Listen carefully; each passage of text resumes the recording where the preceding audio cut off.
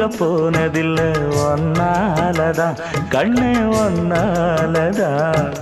யார் பேச்சு கேட்டாலும் என் காதில் கேட்பதெல்லாம் உன் பேருதான் மெத்தம் உன் பேருதான். இத்தனை நினப்பு என் மேல இருந்தும் எட்டி போகலாமோ? கட்டுப்பாடு இருந்தும் கட்டிக்கு முன்னே ஒட்டிக்கொள்ளலாமோ? முத்தமிட்டா மோசம் என்ன உண்டாகும்?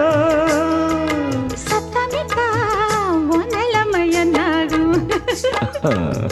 புது வளையல அரைச்சு தொண்டையில தான் நினைச்சு மாமன் கிட்ட பேச போற மணிக்கணக்கா.